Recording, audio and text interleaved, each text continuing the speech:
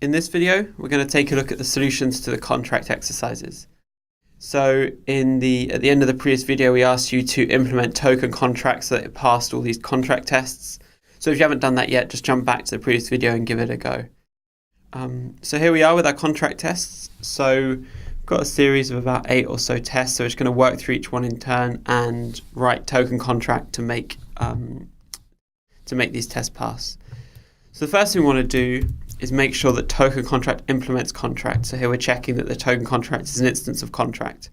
So if you remember in Corda, every contract must be an instance of a class that extends the contract interface. And so let's just do that now. There we go. And because we've implemented contract, we're going to have to implement the verify method as well, where we do our checking. And there we go. So sorry, that should be implements contract. There we go. So that first test should now pass. So our token contract is now a contract.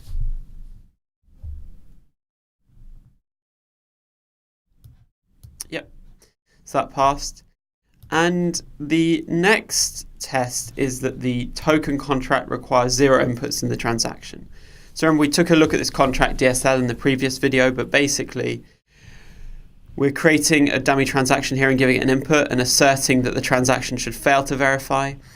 And here we're creating a transaction with no input and we're asserting the transaction should verify. So there's a bit of roundabout logic here, because by the transaction failing to verify, our test passes, whereas if the transaction verifies successfully here, then our test will fail. We want our contract to reject any transaction with an input and accept one without an input.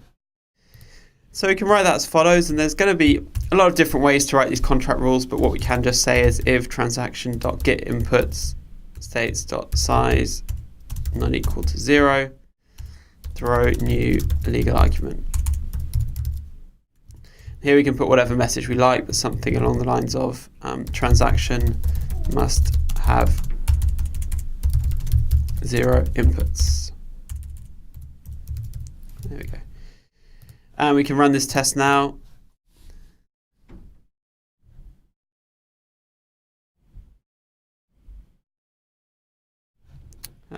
Some exception here.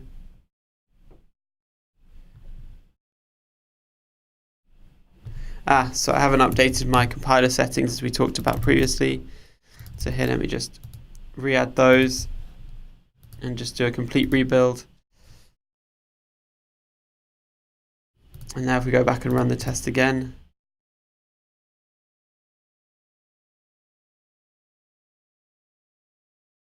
this test now passes. So if you remember, we had to update our compiler settings to make sure that the JVM used named parameters, and that allows Corda's serialization framework to work. And so if we move on to the next test, we can see that the next test is that the contract requires 1 output in the transaction. So here we're adding 2 outputs and checking that the transaction fails to verify, and here we're adding 1 and checking that it successfully verifies. So again, this is going to be straightforward. So just going back to here, if transaction.getOutputStates.size not equal to 1, throw new illegal argument exception, transaction must have 1 input. And we can run that test now. And so this is basically what contract writing is. It's just writing a series of failure conditions for the transaction. And so now we've prevented a token issuance transaction that has not exactly 0 inputs and 1 output. Then here we're saying that the token contract requires 1 command in the transaction. So here we're adding 2 commands. The transaction fails to verify. We add 1 command, it verifies. And so all these checks here are the checks we were referring to earlier as kind of the checks on the shape of the transaction. We want there to be a certain number of inputs, outputs, and commands. Transaction must have 1 command. So each time we're checking a condition. If it's not true, then we're throwing an illegal argument exception. So let's run this as well.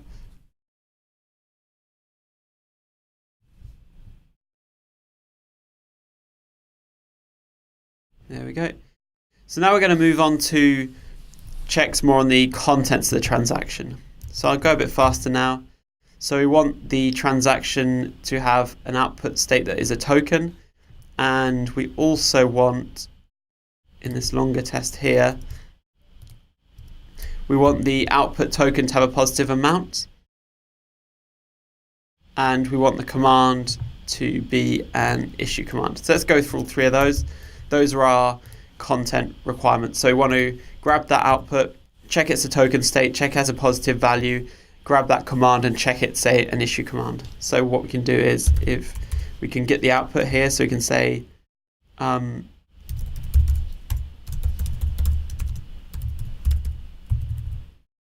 get output states get 0, and we can get the command as well. So command.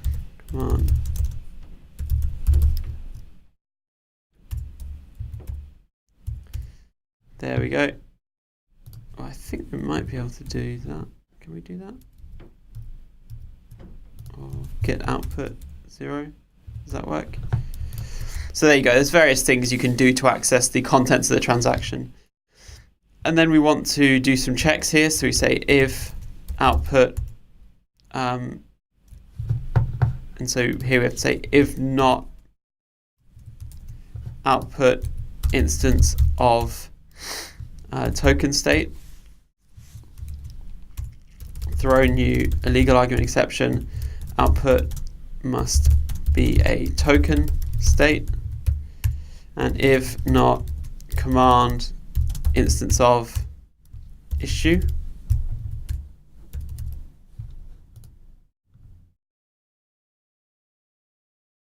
And so remember, a command pairs a list of signers with a type. So here we're going to check that the type is of type issue. And then later on we can also access the signers and impose some rules there. So command must be issue command. There we go. And finally we just need to check that the output, so the output has a positive amount. So if we can actually, let's cast it to a token state now.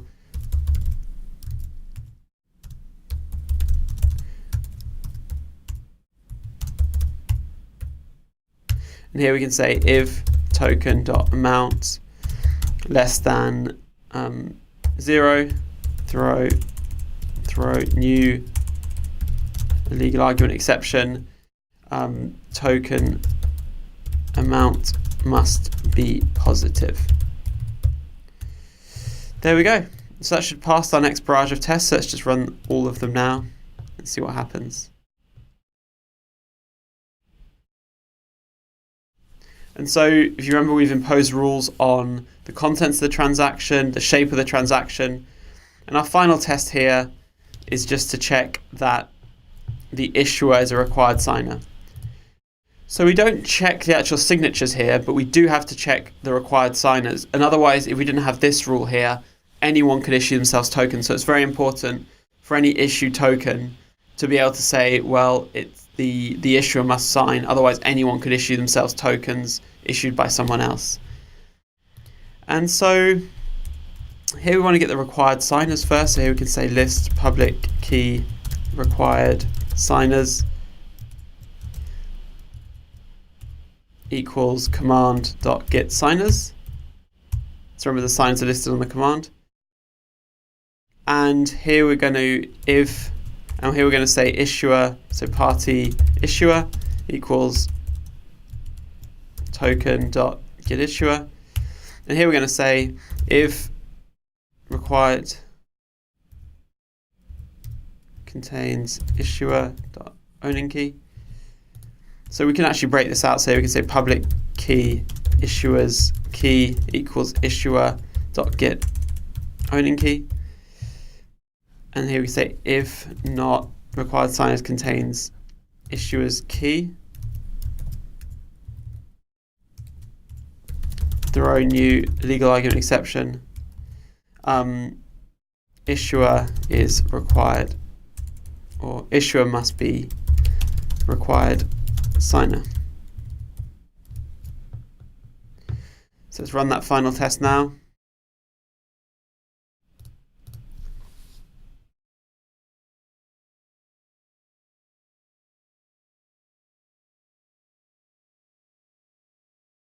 There we go. And so you can see here we've kind of fully built out our token contract. So it implements the contract interface. It has a verify method that takes a transaction. And the goal in verify is to look at that transaction and throw an exception if there's anything about it you don't like. So here we're going to throw an exception if there's not exactly 0 inputs, throw an exception if there's not exactly 1 output, throw an exception if there's not exactly 1 command, throw an exception if the output isn't a token state or the command is an issue, throw an exception if the token's amount is less than 0, and throw an exception if the issuer isn't one of the required signers. And in this way we can control the evolution of token states over time. In summary, we've seen how the Corda ledger is updated over time by proposing transactions that consume some existing set of states to issue some new set of states. Transactions also contain commands which indicate the intent but also the required signers of a transaction. And whether a transaction is valid or not is decided by the transaction's contracts. And contracts are instances of classes implementing the contract interface, and each contract must have a verify method that imposes a set of constraints on the transaction proposals. And for each transaction proposal, if it doesn't meet the constraints or the requirements set out in the transaction's contracts, then the transaction is considered invalid and can't become a valid ledger update. That's the end of this section. In the next section, we'll be looking at Corda flows.